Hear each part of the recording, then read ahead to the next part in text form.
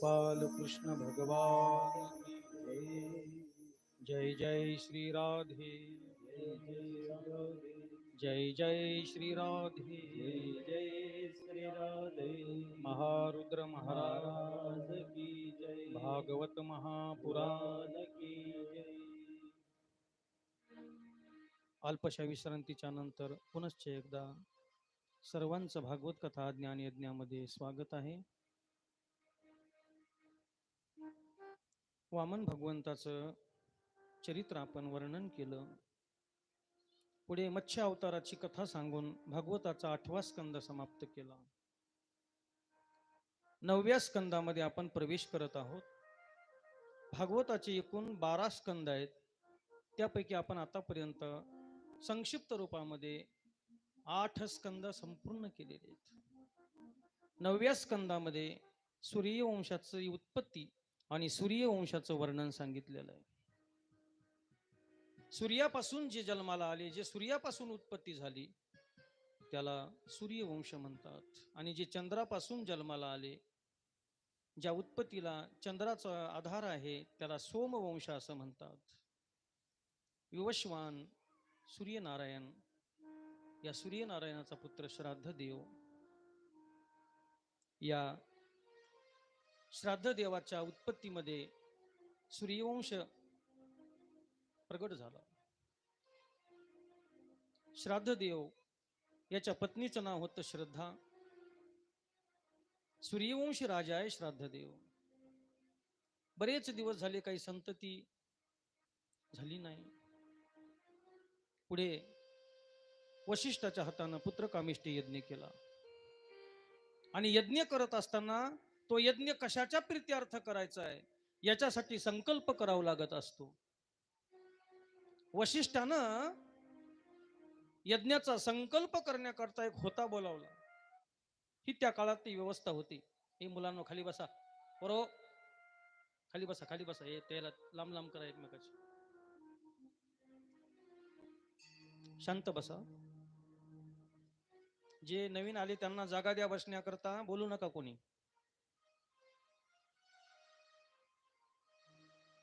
श्राद्ध देवानं पुत्रकामेष्टी यज्ञ केला वशिष्ठाच्या हातानं. आणि त्या होत्याला श्राद्ध देवाच्या पत्नीनं बाजूला बोलून घेतलं. आणि ती श्राद्ध देवाची पत्नी त्या होत्याला म्हणू लागली, महाराज, माझे पती पुत्रकामेष्टी यज्ञ करायलेत, पण मला वाटायले मला मुलगी व्हावी, मला मुलीची अपेक्षा आहे. म्हणून तुम्ही असा संकल्प करा की मला मुलगी झाली पाहिजे. आणि मग त्या होत्यानं मनातले मनात गपचिप मंत्र म्हणला. संकल्प करायच्या वेळेला मुलीचा संकल्प केला. यज्ञ पूर्ण झाला. आणि पुढे राणीनं पायस खाल्ला. गर्भधारणा झाली.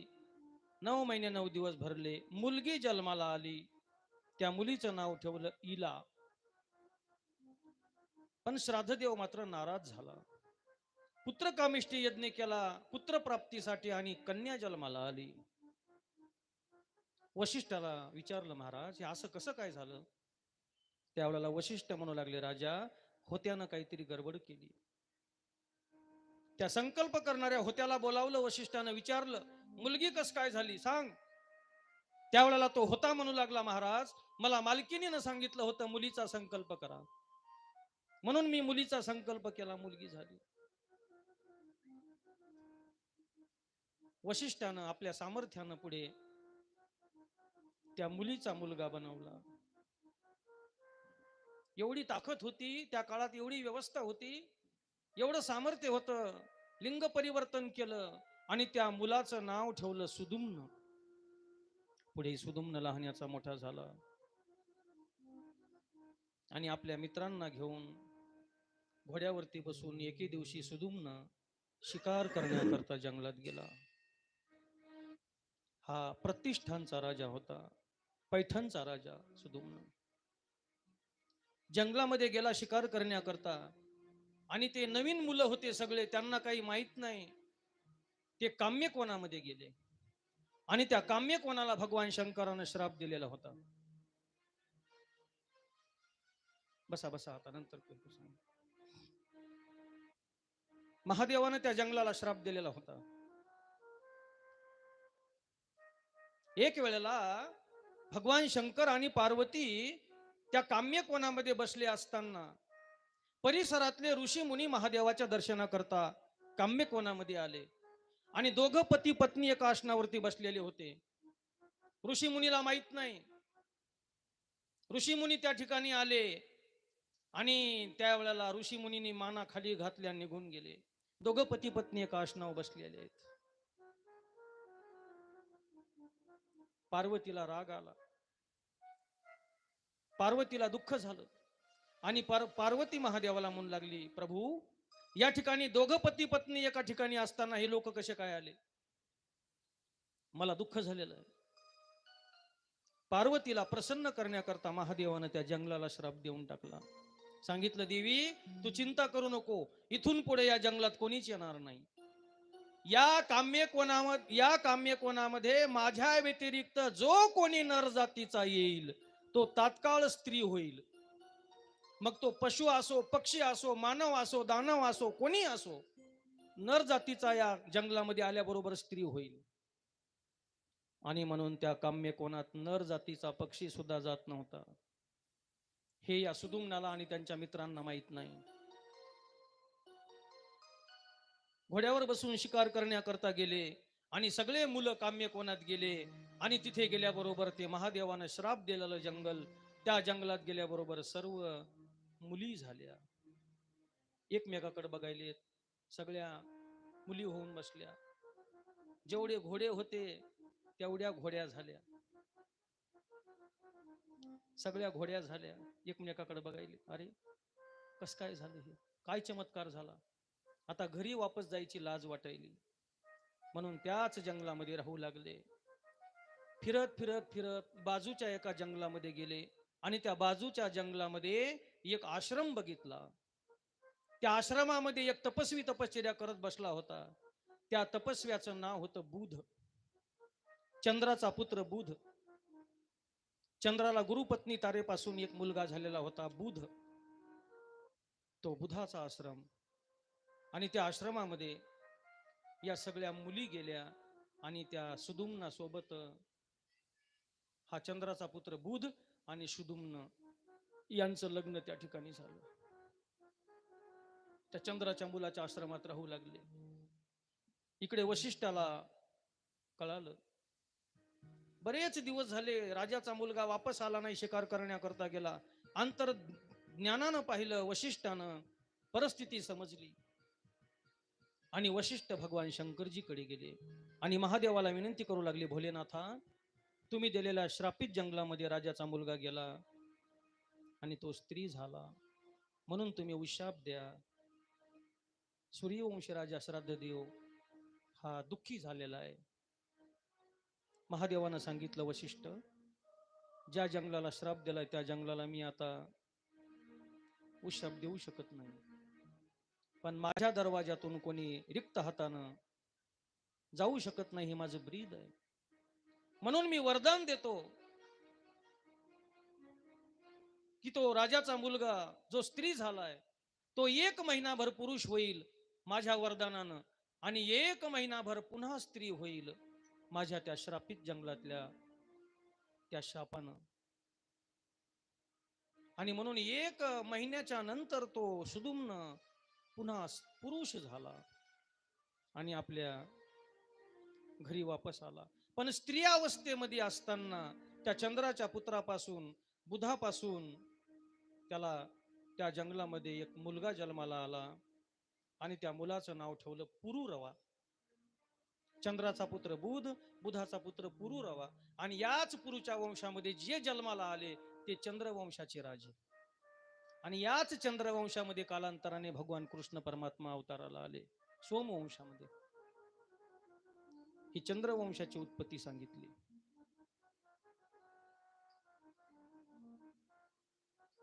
पुरुष रूपामध्ये तो आपल्या घरी आला, राज्यकारभार करू लागला आणि पुढे पुरुष रूपामध्ये असताना त्याचं लग्न झालं आणि त्याला उत्कल, गय आणि विमल असे 3 पुत्र झाले पुरुष रूपामध्ये असताना. 1 महिना स्त्री 1 महिना पुरुष होऊ लागला. ही त्याची अशी दैन्य अवस्था.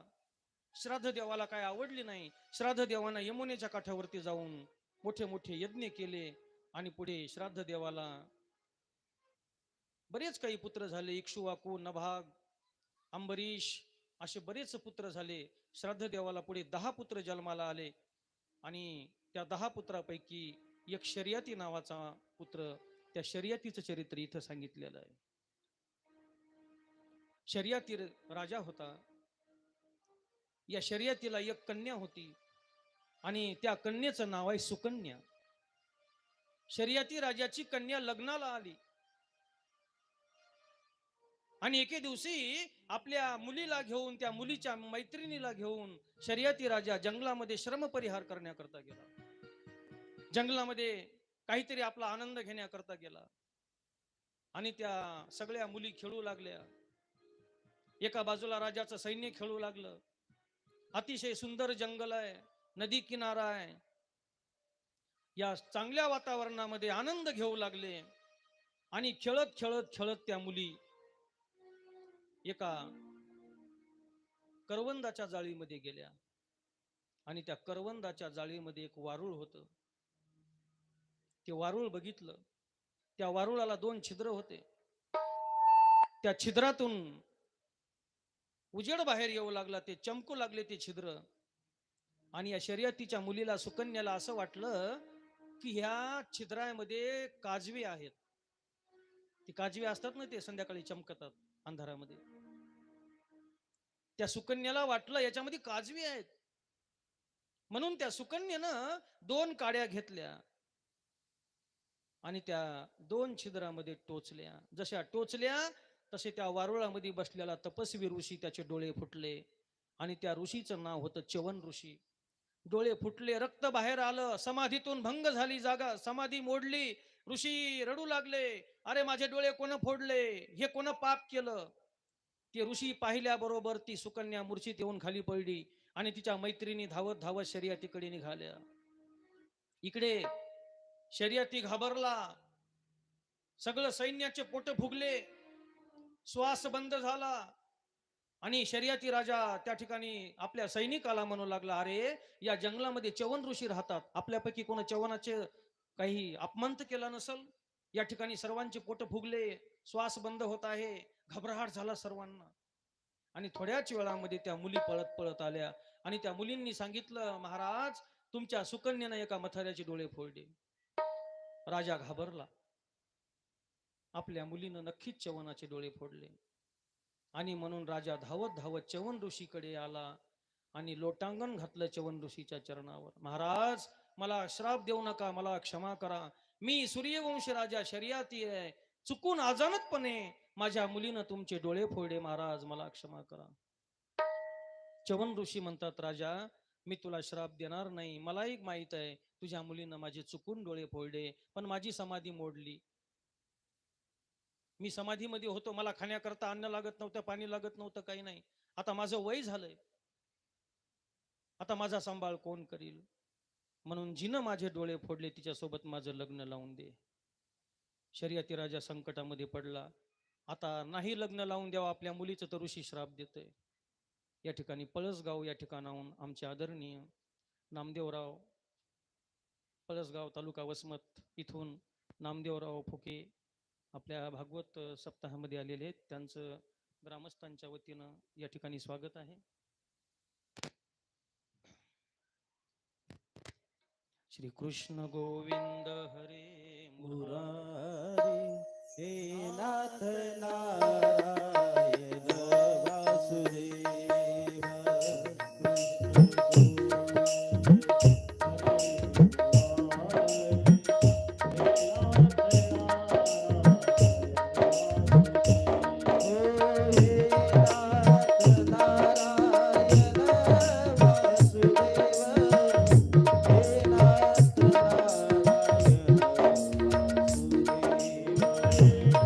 Thank you.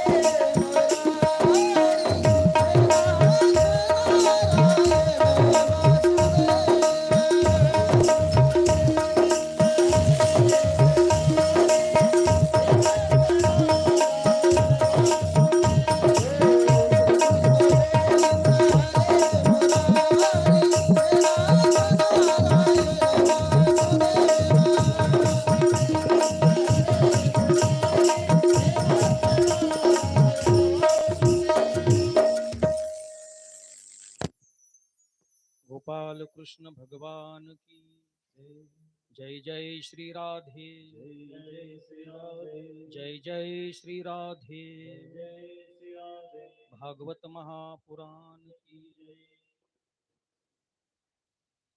च्यवन ऋषी सोबत सूर्यवंश राजा शर्यती यांनी आपली एकुलती एक कन्या हिचं लग्न लावून दिलं. फार परीक्षा झालेली आहे.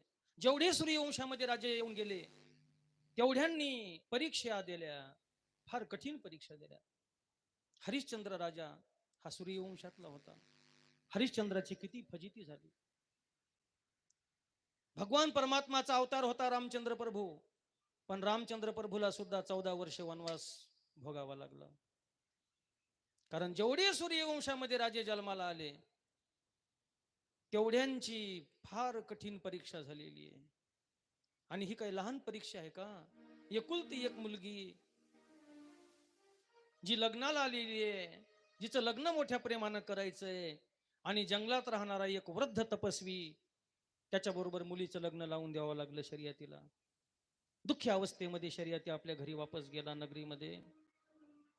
आणि या सुकन्येनं मोठ्या प्रेमानं आपल्या पतीची सेवा केली, आंधळ्या त्या च्यवन ऋषीची. च्यवन ऋषीने आपल्या पत्नीची परीक्षा घेतली काही दिवस,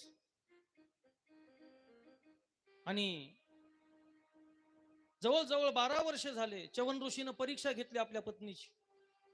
आणि एके दिवशी च्यवन ऋषी म्हणू लागले, सुकन्ये, स्त्रियांच्या खूप इच्छा असतात, माझ्याकडून तुला काय इच्छा आहे? त्यावेळेला सुकन्या म्हणू लागली, मालक, तुमच्यासारखा तपस्वी मला पती मिळाला, याच्यापेक्षा आता आणखीन काय पाहिजे? आपल्या पत्नीचं ते शुद्ध अंतःकरण पाहिलं, आपल्या पत्नीची ती श्रद्धा पाहिली.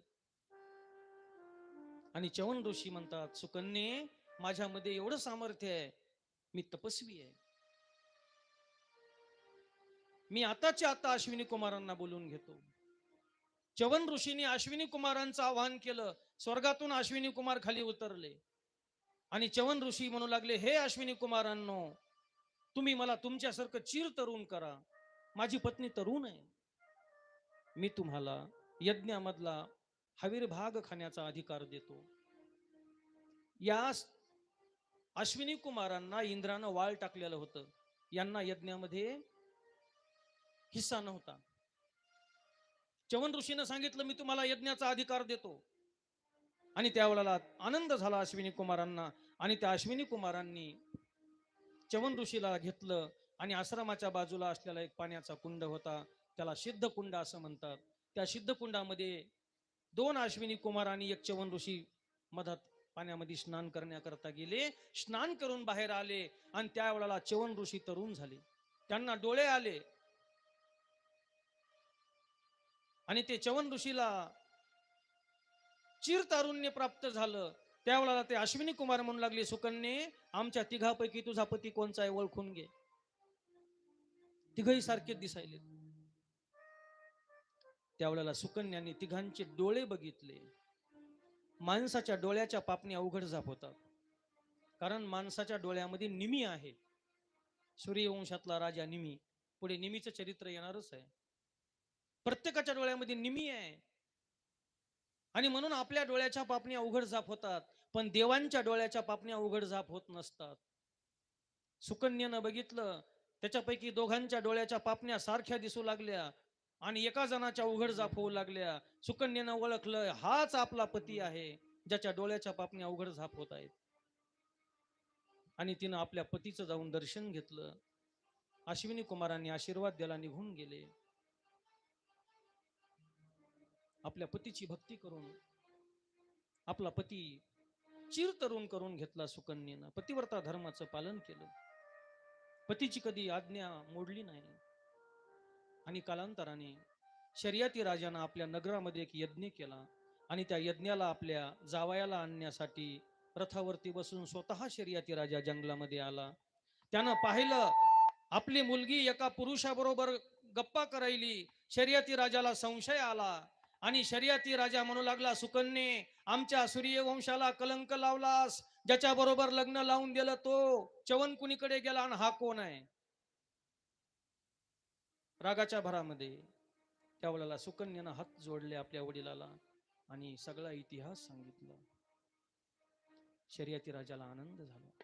वा सुकन्ये वा, सूर्यवंशाचं नाव लौकिक केलंस. आपल्या जावयाला, आपल्या मुलीला घेऊन शर्यती राजा आपल्या नगरीला आला.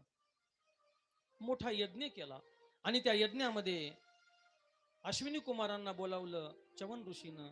इंद्राला राग आला. इंद्रानं अश्विनी कुमारांना वज्र फेकून मारण्याकरता हात उगारला. त्या चवन ऋषीनं आपल्या सामर्थ्यानं इंद्राचा वज्रासहित हात बांधून टाकला. शेवटी इंद्र शरण आला आणि चवन ऋषीनं सांगितलं, इंद्रा, या अश्विनी कुमारांना यज्ञामधला भाग खाण्याचा अधिकार, पायस खाण्याचा अधिकार मी दिलेला आहे. तेव्हापासून अश्विनी कुमारांना इंद्रानं अधिकार दिला.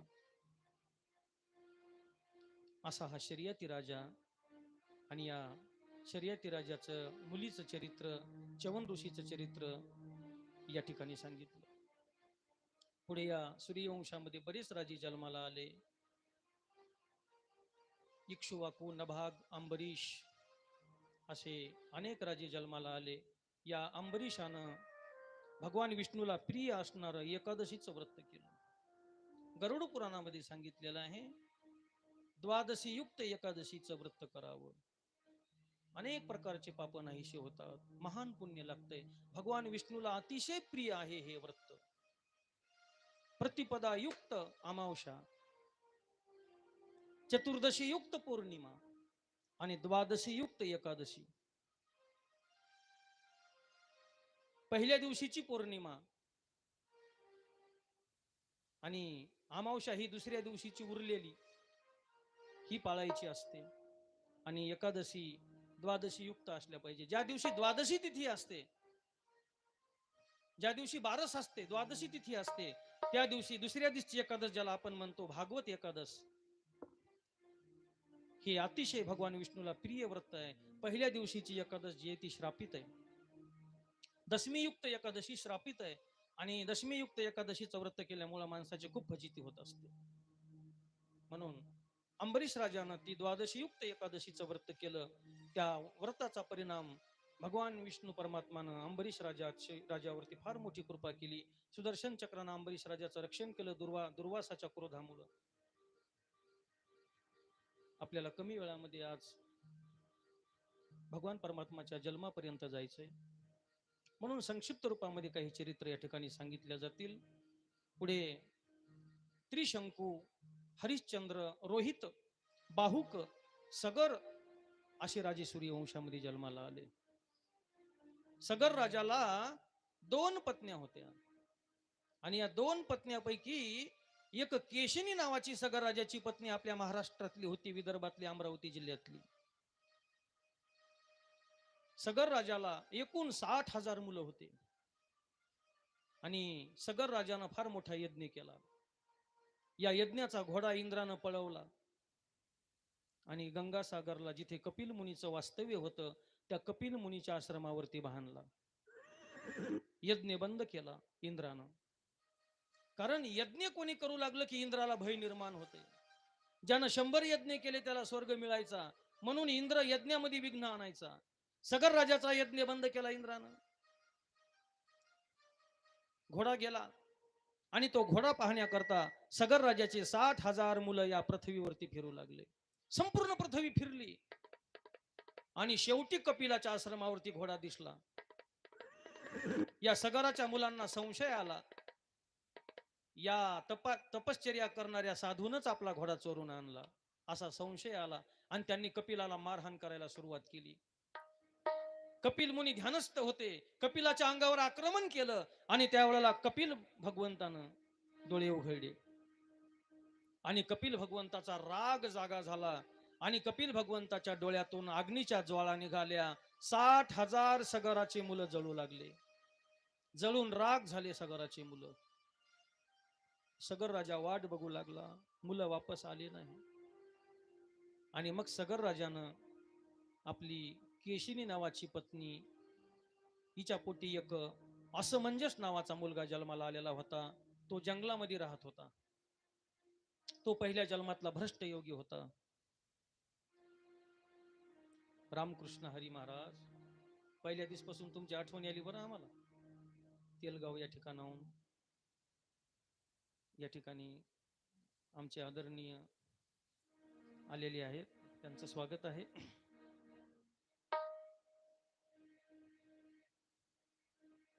केशिनीचा असमंजस नावाचा पुत्र भ्रष्ट योगी होता, पहिल्या जन्मातला थोडा साधा भोळा होता, म्हणून तो जंगलामध्ये राहत होता. आणि त्या जंगलामध्ये सगर राजा आपल्या मुलाला भेटण्याकरता गेला. त्यानं आपल्या मुलाला घरी आणलं असमंजसला. आणि असमंजसला एक मुलगा होता, त्याचं नाव होतं अंशुमान.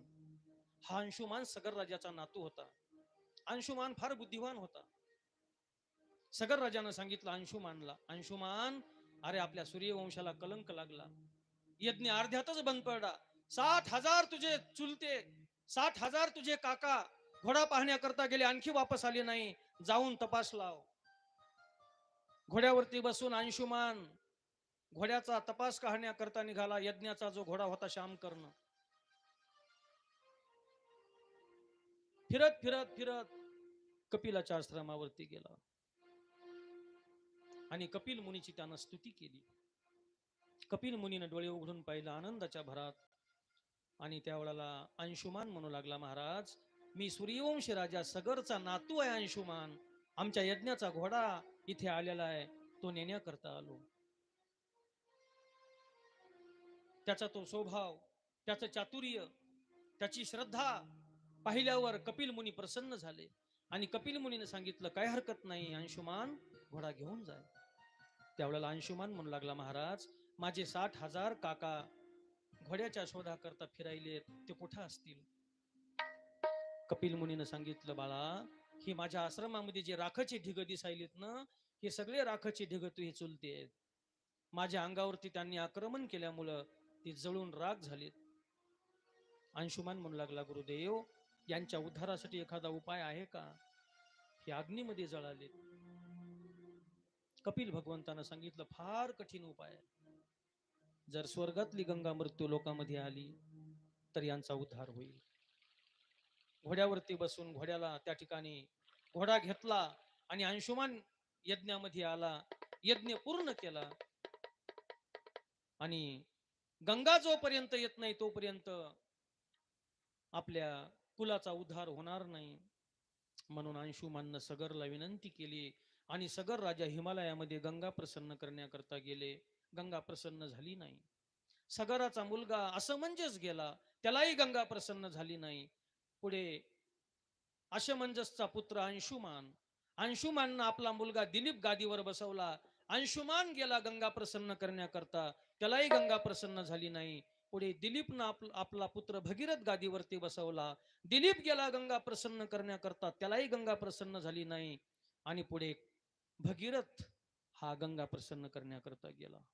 या भगीरथाला मात्र गंगा प्रसन्न झाली. 4 पिढ्या गेल्या. एवढी कठीण तपश्चर्या केली. असे सूर्यवंशी राजे होते, हट्टी.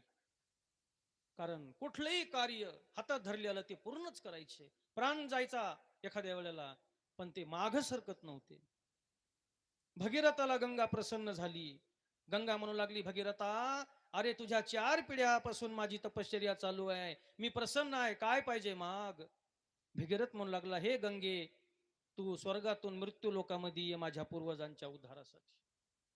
गंगा म्हणू लागली, हे शक्य नाही भगीरथा, माझा वेग एवढा प्रचंड आहे, मी जर स्वर्गातून निघाले तर नीट पाताळामध्ये जाईल, माझा प्रचंड वेग कोण रोखणार आहे. भगीरथ म्हणू लागला, गंगे, या मृत्यू लोकामध्ये भगवान शंकरासारखा देव असताना असं बोलणं तुला शोभत नाही. मी महादेवाची आराधना करतो. गंगेला आनंद झाला. ठीक आहे भगीरथा, जर महादेवानं माझा वेग रोखला तर मी येण्याकरता तयार आहे. आणि मग भगीरथ भगवान भोलेनाथाची आराधना करू लागला. कठोर तपश्चर्या केली भगीरथानं भोलेनाथाची. कैलास के निवासी नमो बार बार हो, नमो बार बार हो, आयो शरण तिहारी प्रभु आयो शरण तिहारी प्रभु, तार तार को बोले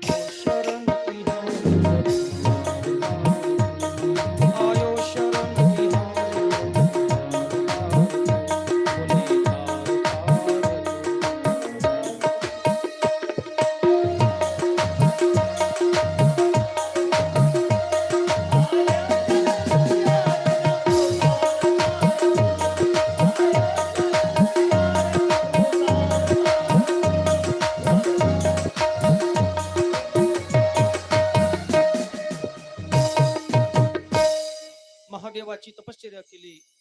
महादेव प्रसन्न झाले. त्यावेळेला भगीरथ म्हणू लागला, भोले बाबा, माझ्या पूर्वजांच्या उद्धारासाठी स्वर्गातून येणारी गंगा पाताळात जाऊ देऊ नका, तुम्ही तिला रोका. महादेवानं मान्यता दिली आणि एका शुभ मुहूर्तावरती कालांतरानं भगीरथानं गंगेचं आवाहन केलं. गंगा अहंकारानं प्रचंड मुसळधार वेगानं निघाली आणि हिमालयामध्ये भगवान शंकरानं आपल्या डोक्याच्या जटा विस्तीर्ण केल्या. महादेवानं पाहिलं गंगा अहंकारानं यायली. राग आला भगवान शंकराला. गंगा म्हणली, या महादेवाला तुम्ही आता सहजच वाहून घालते एरीच. अशी गंगा निघाली प्रचंड. जशी आली तशी महादेवाच्या जटेवर येऊन आदळली आणि महादेवानं गंगा जटमध्ये वाहनली. गंगेचा अहंकार नष्ट झाला. महादेवाला राग आला आणि महादेवानं सांगितलं, गंगे तू माझ्या जटत पडून राहशील. गंगा बहानली. भगीरथ म्हणू लागला, भोले बाबा गंगा मुक्त करा. महादेव म्हणले, नाही भगीरथा, ही माझ्या जटतच राहील.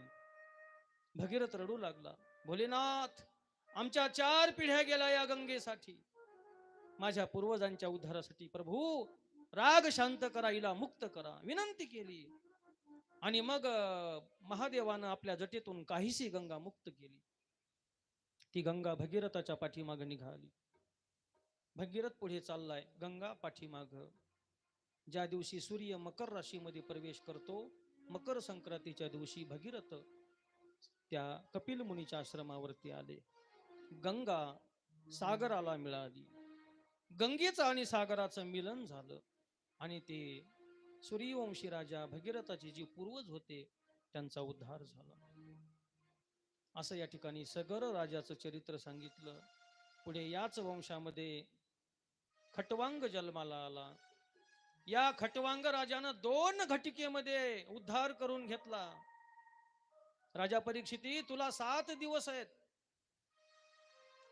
एका घंट्यामध्ये 2.5 घटिका होत असतात. म्हणजे 24 मिनिटाची एक घटिका असते. 24 मिनिटाची 2 घटिका आयुष्य राहिलं होतं खटवांग राजाचं. त्यानं ध्यान लावलं आणि त्यानं मुक्ती मिळवली. पुढे दीर्घबाहू राजा जन्माला आला सूर्यवंशात. मोठी परंपरा आहे 200-225 राजांची. या दीर्घभाऊच्या वंशामध्ये रघु नावाचा राजा जन्माला आला.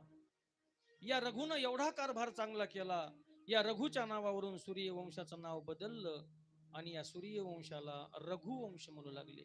रघुवंश. या रघुच्या पोटी पुढे अज नावाचा राजा जन्माला आला आणि या अज राजाच्या पोटी पुढे दशरथ नावाचा राजा जन्माला आला.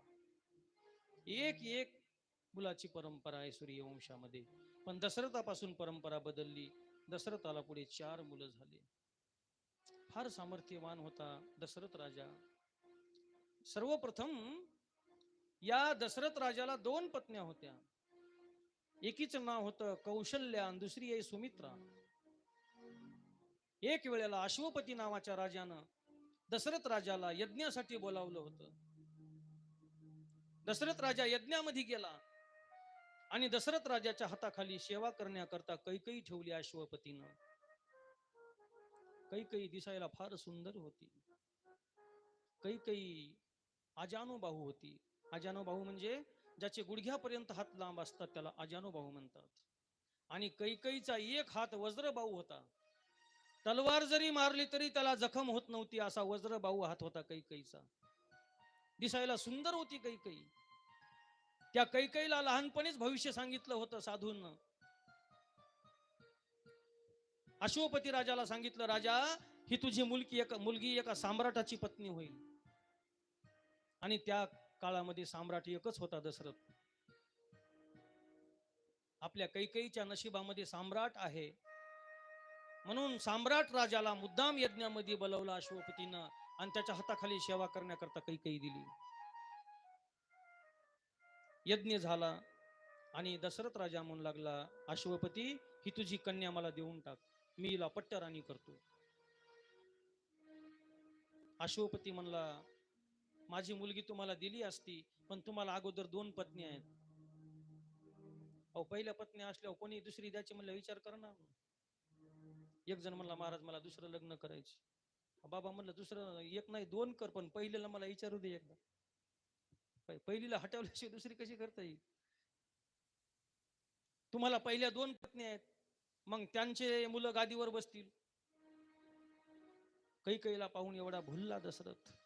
सांगितलं नाही राजा, हिच्या पोटी जो जन्माला येईल तोच मी गादीवर बसवेल अयोध्येच्या.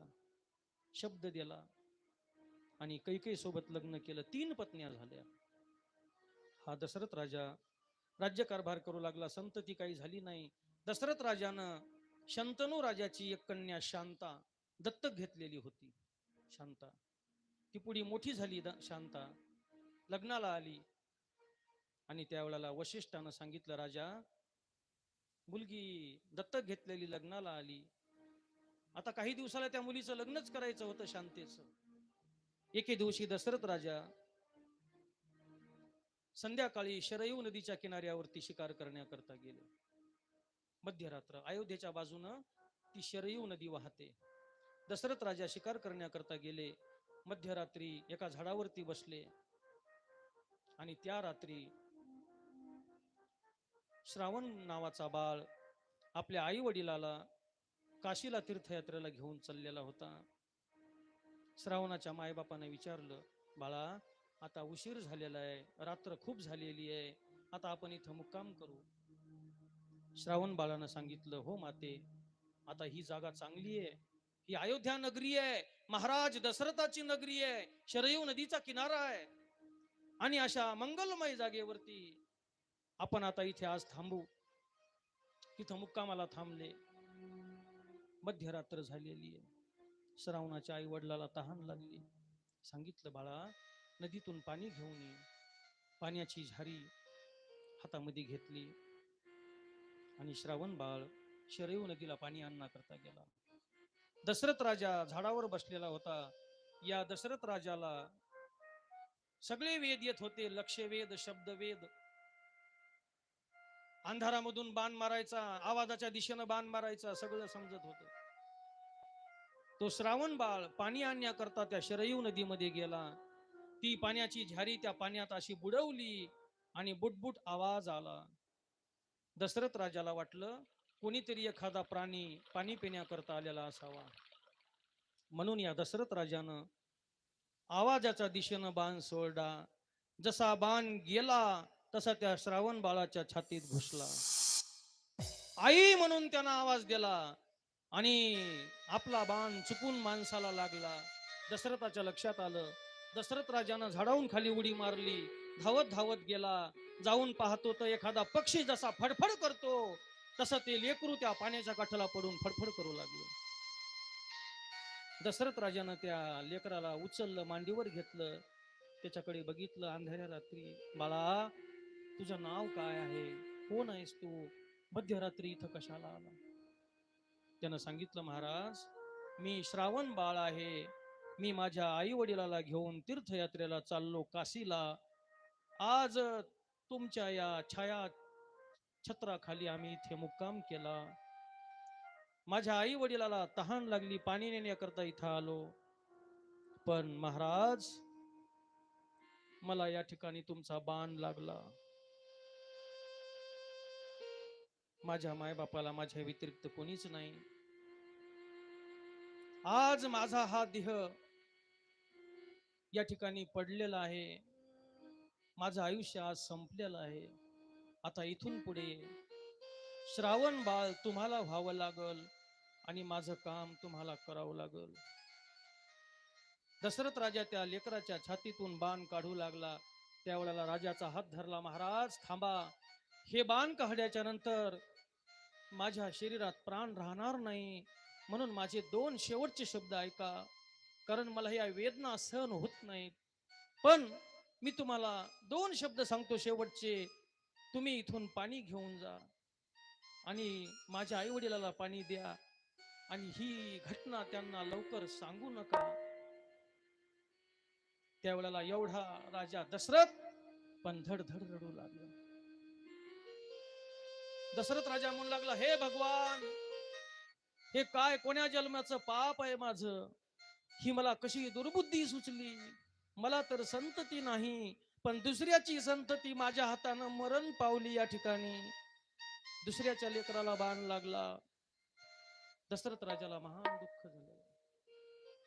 शर आला तो धावूनी आला काळ, विव्हळला श्रावण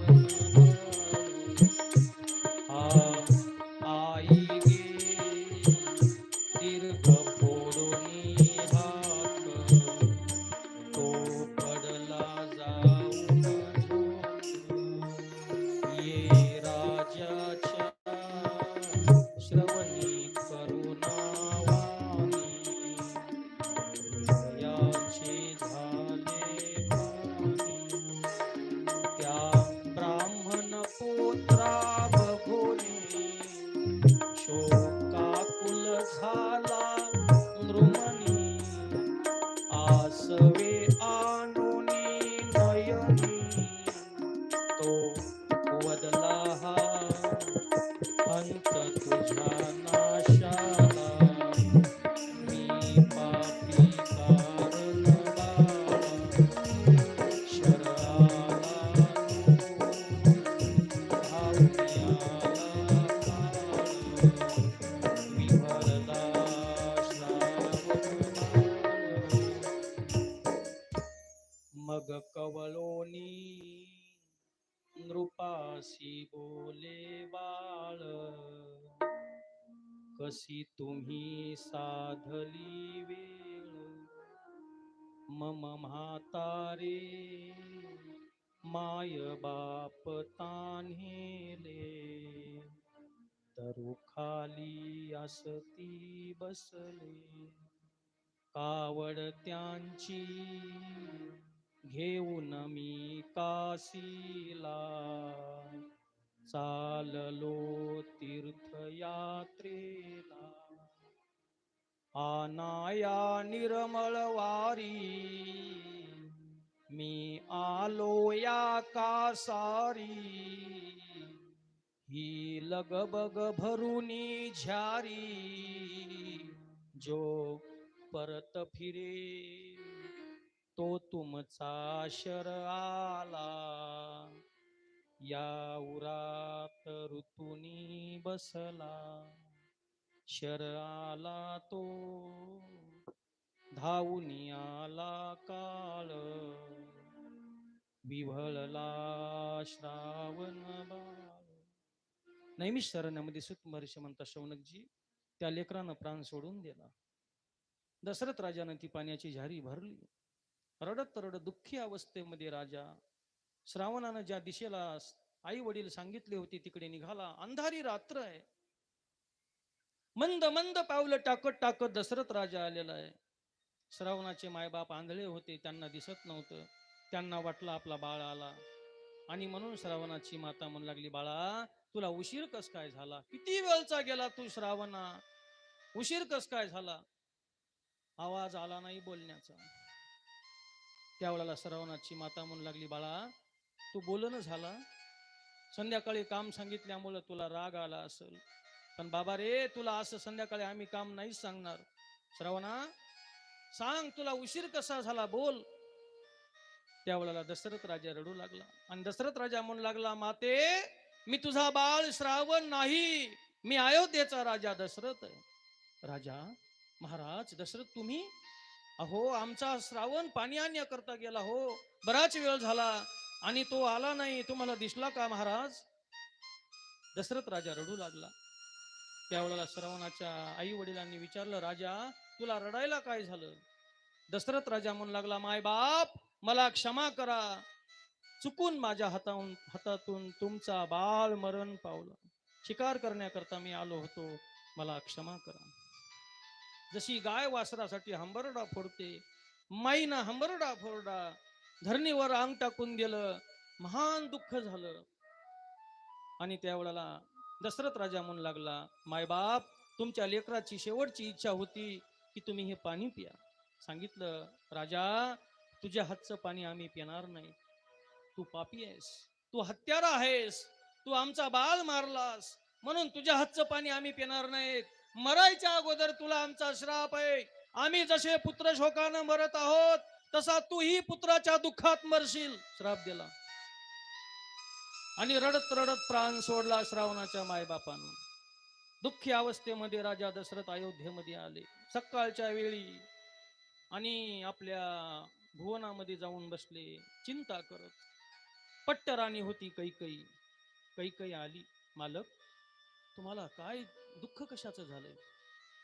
दशरथ राजा म्हणू लागले, कैकई तुला मी दुःख काय सांगू. फार फार नियतीनं आपली परीक्षा केलेली आहे. मूल नाही म्हणून परेशान आहे. आणि मला रात्री श्रावण बाळाच्या आई वडिलाचा श्राप झाला. झालेला इतिहास कैकईला सांगितला. आपले कुलगुरू वशिष्ठ या वशिष्ठांना सांगितलं. त्यावेळेला वशिष्ठ म्हणू लागले, राजा गोष्ट दुःखाची जरी असल तरी तुझ्यासाठी पूर्ण दुःखाची गोष्ट नाही. श्रावणाच्या आई वडिलांना श्राप दिलाय, पुत्र शोकानं मरशील, याचा अर्थ तुला मुलगा होणार. पण त्या मुलाच्या दुःखानं तुझं मरण आहे. म्हणून आता पुत्रकामिष्ट यज्ञाची तयारी करा. दशरथ राजाला वशिष्ठानं पुत्रकामिष्ट यज्ञ करण्यासाठी आज्ञा केली. दशरथ राजा पुत्रकामिष्ट यज्ञ करण्यासाठी काही दिवसाला तयार झाला. आता हे यज्ञ करायचा. त्या काळामध्ये पुत्रकामिष्ट यज्ञ करणारे दोनच महात्मे होते. एकाचं नाव होतं ऋषी विभंडक आणि दुसरा होता त्याचा मुलगा शृंगी. दोनच होते. त्यावेळेला दशरथ राजाला सांगितलं, राजा विभंडक हा फार क्रोधी आहे. एखाद्या वेळेला त्याला राग सहन होत नाही. म्हणून तुझी जी शांता नावाची मुलगी आहे ही त्या विभंडकाच्या मुलाला देऊन टाक, शृंगीला. त्याला जावाई करून घे आणि त्याच्या हाताने यज्ञ कर. इंद्र तुझा मित्र आहे स्वर्गातला. इंद्राचं तू बऱ्याच वेळेला काम केलेलं आहेस. म्हणून त्या इंद्राला बोलव आणि त्या इंद्राकडे अप्सरा आहेत, त्या अप्सरा पाठवायच्या विभंडकाच्या आश्रमात आणि तो मुलगा इथं आणायचा अयोध्येमध्ये. दशरथ राजाने इंद्राला बोलावलं आणि दशरथ राजा म्हणू लागला इंद्राला, मला अप्सरा पाहिजेत काही कामा करता.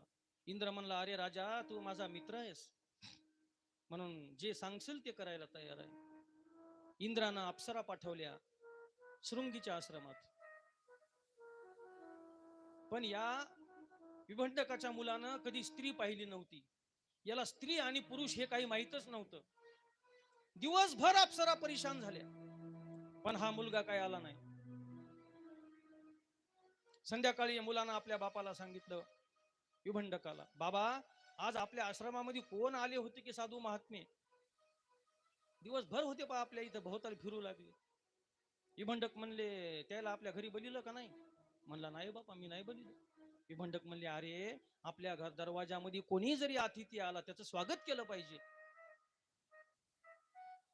माणसानं आलेल्या माणसाचा सत्कार केला पाहिजे.